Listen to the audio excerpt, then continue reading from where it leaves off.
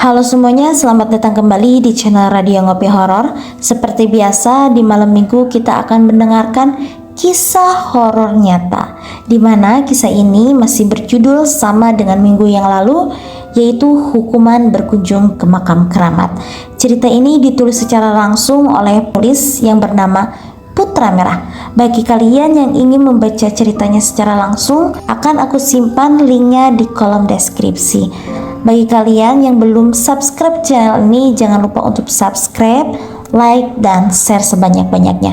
Bagaimana kisahnya? Ini dia kisahnya. Aku dan Pak Bagus akhirnya memutuskan untuk kembali ke hotel. Terlebih waktu itu sudah mulai petang. Kami pun mampir dulu ke rumah makan untuk mengisi perut, sekaligus menelpon Pak HM Imron untuk mengabarkan bahwa kami langsung pulang.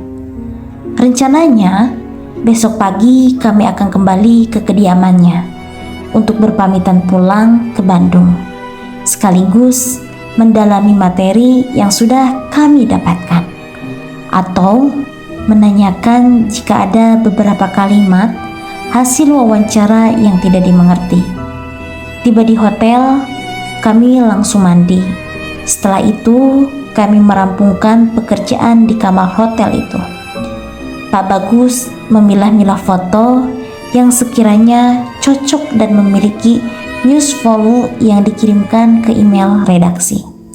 Sementara aku menyusun satu persatu rangkaian ucapan dari narasumber untuk kemudian dijadikan naskah. Berjam-jam kami melakukan itu, hingga tepat pada pukul 10 malam, Pak Bagus mengajak untuk membeli kopi saset, sebab kopi yang ada disediakan pihak manajemen di kamar hotel sudah habis. Aku pun mengiyakan ajakan Pak Bagus, apalagi stok rokokku sudah habis. Akhirnya kami pun terpaksa keluar untuk menuju ke sebuah warung yang letaknya tak jauh dari hotel tempat kami menginap. Setelah kopi dan rokok sudah kami dapatkan, kami memutuskan untuk kembali ke hotel. Masalahnya masih banyak ketika naskah yang harus segera dirampungkan. Apalagi besok adalah hari terakhir deadline naskah pertamaku, sehingga pekerjaan kami harus sudah terkumpul di meja redaksi. Di perjalanan pulang, ponselku berdering. Rupanya ada panggilan telepon dari Pak HM Imron. Aku kembali memasukkan ponselku ke saku celana. Berkali-kali Pak HM Imron menelponku, tapi aku abaikan. Memang aku sengaja tak mengangkatnya, karena aku tipikal orang yang terbilang sangat fokus terhadap pekerjaan. Jika sedang mengerjakan sesuatu, aku tak bisa diganggu sama sekali. Kenapa enggak diangkat? Memangnya siapa yang telepon? Tanya Pak Bagus. Pak HM Imron, Pak. Males saya. Udah malam juga, kan besok juga kita ketemu lagi. Saya kalau lagi kerja paling males diteleponin atau diganggu. Jawabku. Siapa tahu penting. Biar saja Pak. Nanti saya kirim SMS saja kalau udah sampai kamar. Tiba di lobi hotel, Hendra, resepsionis hotel itu menghampiri aku. Belum pulang Mas? Tanyaku kepada Hendra. Saya kayaknya sampai pagi Mas, soalnya lawan shift saya lagi sakit. Oh iya, tadi ada bapak-bapak yang mencari Mas. Tadi beliau mengetuk-ngetuk pintu kamar Mas. Saya semperin aja dan bilang kalau Masnya lagi keluar, kata dia. Aku dan Pak Bagus keheranan. Siapa bapak-bapak itu? Selama di Cirebon, aku ataupun Pak Bagus tidak pernah memberitahu kepada siapapun kalau kami menginap di mana. Apalagi sampai detail memberitahu nama dan nomor kamar hotel tempat kami menginap. Apa Pak HM Imron? Kan tadi terus-terusan telepon, tanyaku kepada Pak Bagus. Bisa jadi, tapi kan beliau nggak tahu kalau kita ada di hotel ini. Beliau kan orang kepercayaan keraton, Pak. Mungkin saja punya kesaktian, jawabku. Kami kemudian pamit kepada Hendra untuk kembali masuk ke kamar. Aku rogoh ponselku di saku celana dan langsung coba menghubungi Pak HM Imron. Karena aku berpikir kalau sampai datang ke hotel, pasti ada sesuatu yang penting untuk disampaikan kepada kami. Halo, Assalamualaikum Pak. Bapak tadi ke hotel? Tanyaku saat menelepon Pak HM Imron. Waalaikumsalam. Enggak, saya dari tadi di rumah. Saya telepon-telepon sampean tadi enggak diangkat-angkat. Padahal ada hal penting yang mau saya kasih tahu ke sampean. Aku pun kaget mendengar jawaban dari Pak HM Imron. Lalu bapak-bapak yang datang ke hotel dan mengetuk pintu kamar kami siapa? Aku pun menanyakan kepada Pak Imron terkait adanya keperluan apa sehingga meneleponku berulang-ulang. Pak HM Imron kemudian menjelaskan jika Ba'da Isya Pak Urip datang ke rumahnya. Pak Urip meminta tolong agar Pak HM Imron menghubungi kami. Pasalnya, Pak Urip tidak memiliki nomor telepon kami. Memang, aku tak sempat bertukar nomor telepon dengan Pak Urip. Begitu juga dengan Pak Bagus. Karena yang memiliki nomor teleponku hanya Pak Hasan, sesepuh kuncen makam dan jeneng HM Imron. Kebetulan juga Pak Hasan sedang ke pusat kota, sehingga Pak Urip akhirnya jeneng HM Imron. Beliau bilang kalau sampean malam ini harus datang ke makam Syekh Dzatul Kahfi. Waduh, nggak bisa besok lagi apa Pak? Saya masih harus selesaikan naskah dulu. Memangnya ada apa? Harus sekarang Mas, penting sekali. Kami tunggu. Assalamualaikum. Pak HM Imron mematikan sambungan telepon begitu saja. Tiba-tiba pintu kamar kami ada yang mengetuk. Aku pun bergegas untuk kemudian membuka pintu. Namun, saat aku berhasil membuka pintu, ternyata tidak ada siapa-siapa. Aku kembali menutup pintu kamar karena merasa ada yang ganjil. Aku pun bilang kepada Pak Bagus mengenai telepon dari Pak HM Imron. Jika kami berdua harus secepatnya datang ke makam. Namun, Pak Bagus justru diam membisu.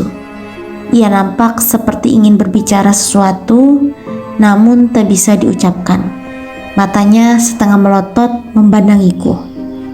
Pak Bagus kenapa? Tanyaku. Ia masih saja diam dengan posisi yang sebelumnya. Aku pun lantas menggoyang-goyangkan badannya. Pak Bagus pun langsung berkata, Pocong, kata dia sedikit berteriak. Refleks saja, aku langsung menengok ke arah belakang. Tapi aku tak melihat apa-apa, apalagi pocong yang disebut Pak Bagus.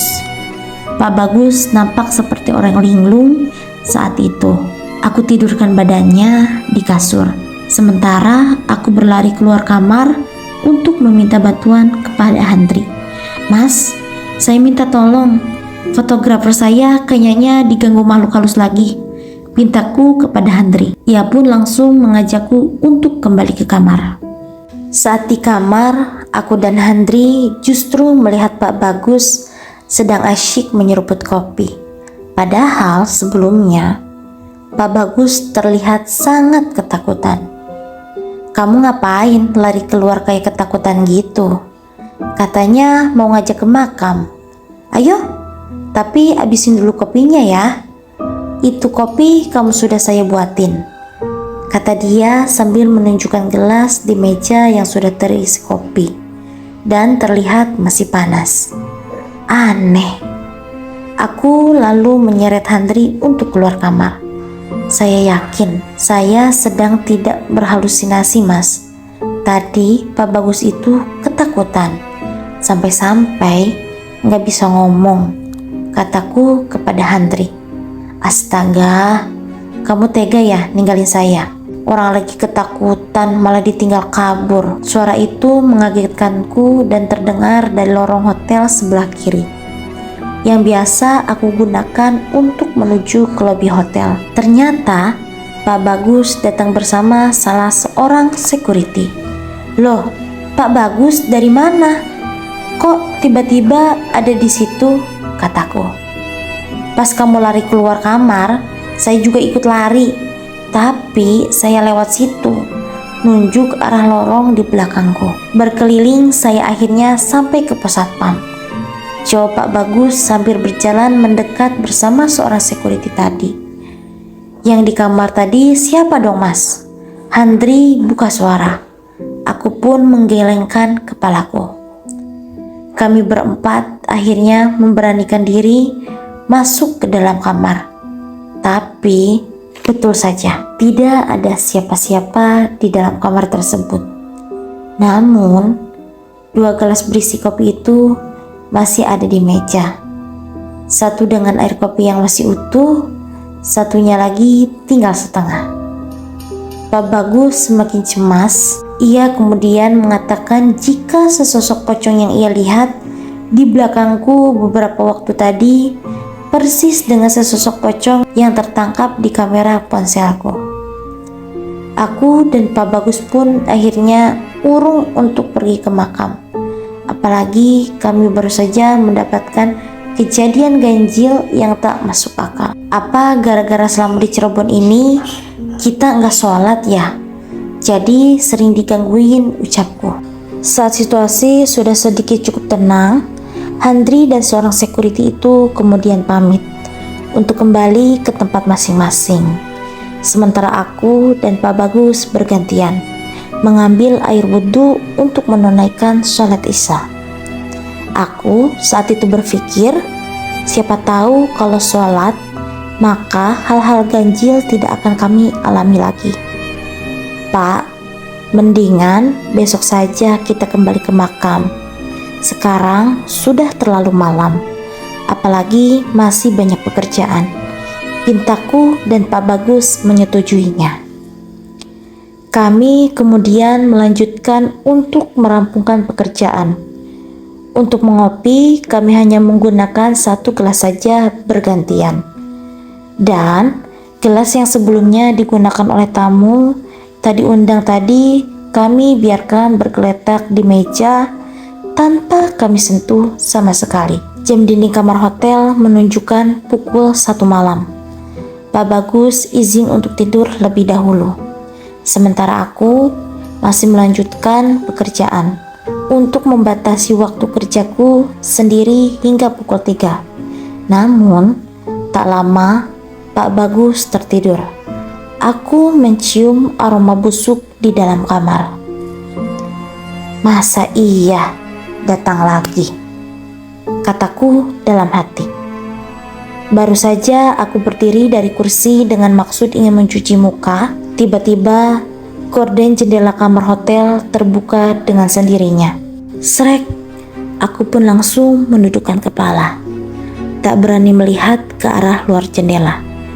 Dengan kepala tertunduk, aku perlahan mendekati jendela untuk menutupi gorden ke posisi semula. Aku merasakan adanya sosok berdiri di luar jendela memandangiku. Aku pun membalikkan badan untuk kembali ke arah kamar mandi. Baru saja kakiku melangkah beberapa, gorden itu kembali terbuka. Kali ini disusul dengan suara geraman dari luar jendela. "Pak Bagus, bangun Pak." Aku membangunkan Pak Bagus yang sedang terlelap dengan sedikit kasar. Aku sangat takut saat itu, apalagi makhluk halus yang mengganggu kami berwujud sesosok pocong. Karena dari banyak cerita, keahlian pocong biasanya meludah. Jika kulit terkena air ludah pocong, maka tidak akan bisa disembuhkan dan bakal berubah menjadi borok. Pak Bagus terbangun. Aku meminta agar dia menoleh ke arah jendela. Maksud hati agar Pak Bagus melihat siapa yang ada di luar jendela. "Allahu Akbar," "Pocong! Allahu Akbar! Pocong!" teriaknya.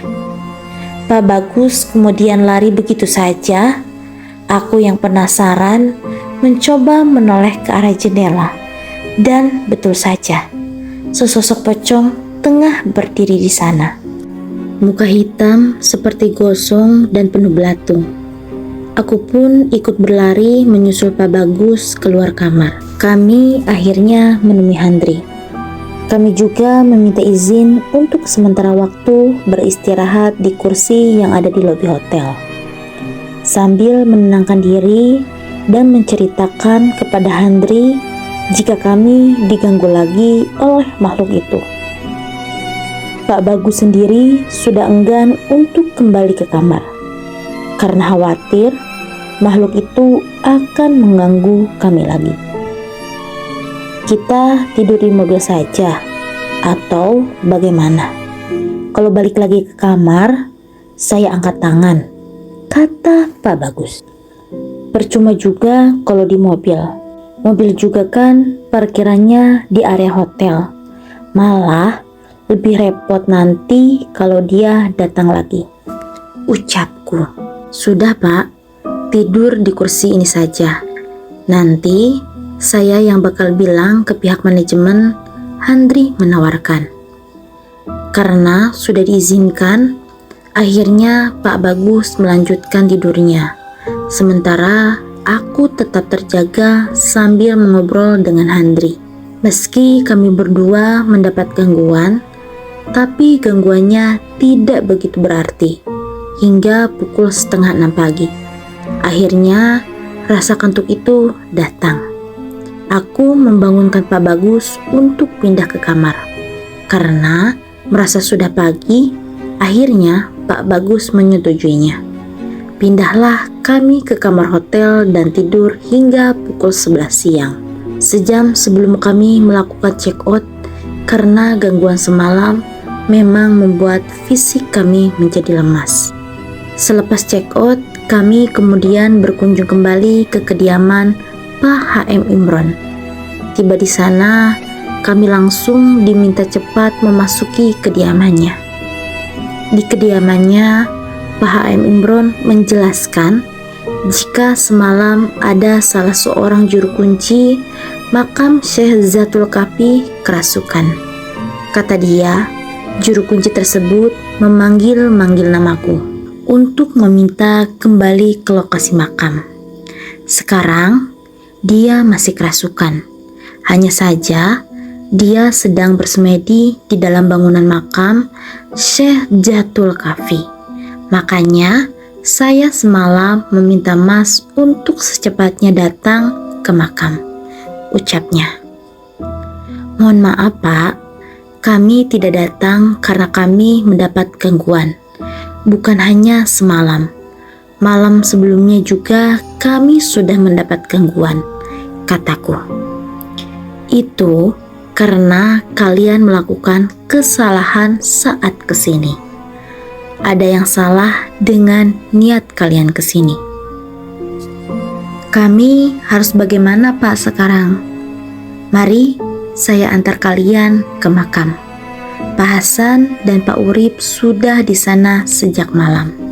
Kami pun bergegas ke lokasi makam. Ternyata sudah banyak juru kunci makam berkumpul di sana. Mereka menunggu kedatanganku dan Pak Bagus sejak semalam. Saat kami tiba di bangunan makam, para juru kunci meminta kami untuk berwudu dulu sebelum masuk ke dalam bangunan. Aku dan Pak Bagus masuk bersama Pak Hasan dan juga Pak HM Imron. Baru saja aku dan Pak Bagus akan duduk.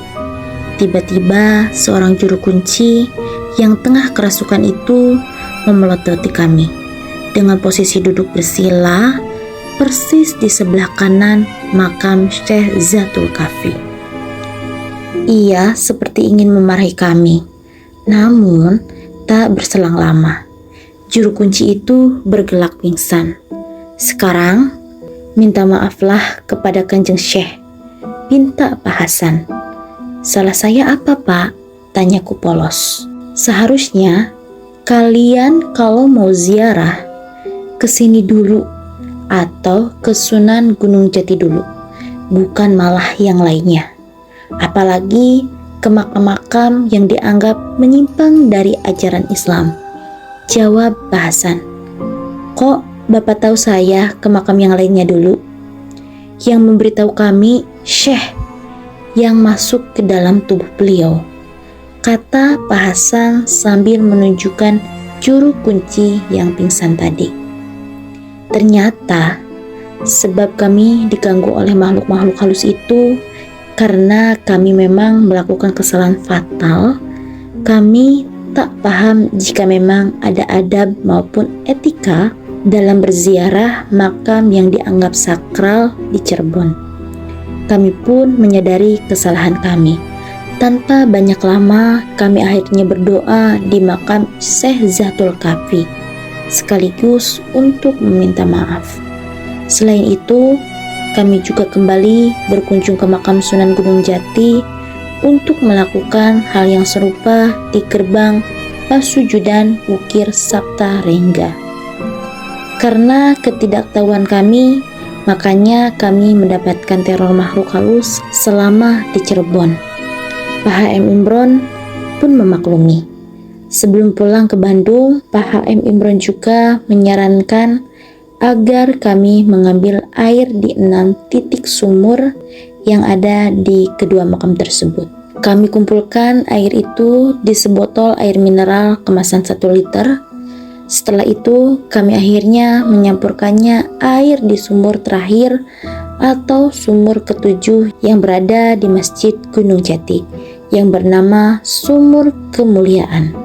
Alhamdulillah, hingga tiba di Bandung, kami sama sekali tak mendapat gangguan lagi.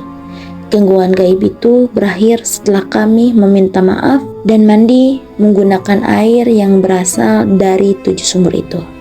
Tamat. Oke teman-teman, cerita yang telah dituliskan oleh Putra Merah telah selesai di bagian 3. Mudah-mudahan apa yang dituliskan beliau dapat bermanfaat bagi kita dan membuang buruknya saja. Sekian dari channel Radio Ngopi Horor dan tunggu dengan cerita-cerita selanjutnya. Sampai jumpa di minggu yang akan datang.